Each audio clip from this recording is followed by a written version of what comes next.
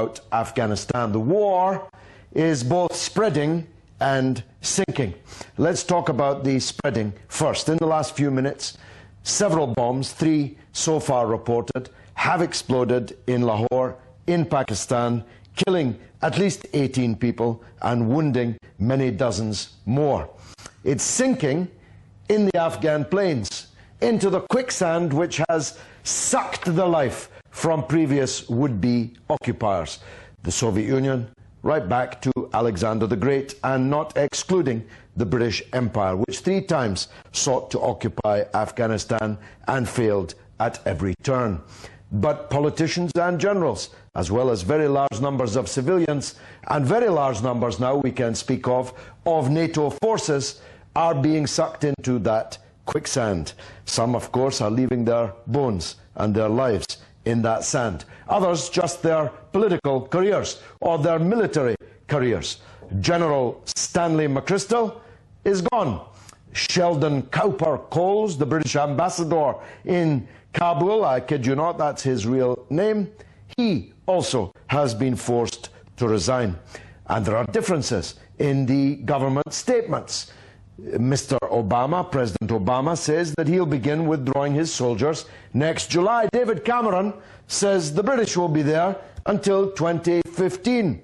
William Hague, the Foreign Secretary, said today on the BBC that we'd be home before 2014.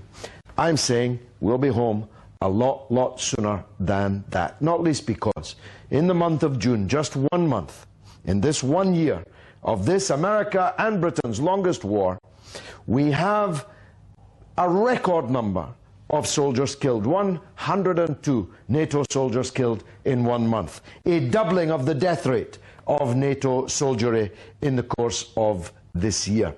Add to that the huge numbers of soldiers wounded, maimed, disabled, mentally disturbed, maybe forever, then you begin to see the cost in human terms from the point of view of the occupier.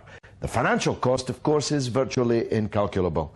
The United States has spent more than $1 trillion on these wars, and Britain tens and tens of billions of dollars. And yet both countries have economies which are on the floor. But of course the greatest cost is being paid by the ordinary people in Afghanistan and now also in Pakistan. The war is spreading and it's sinking. No one's counting the dead in Afghanistan. They haven't counted them right from the very beginning.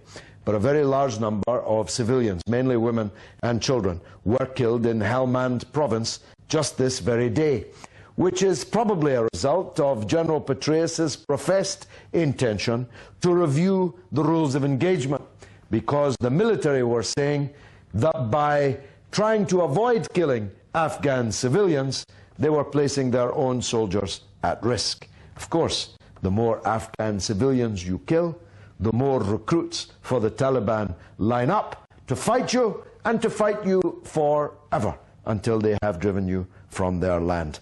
Lots of questions arise from all of this.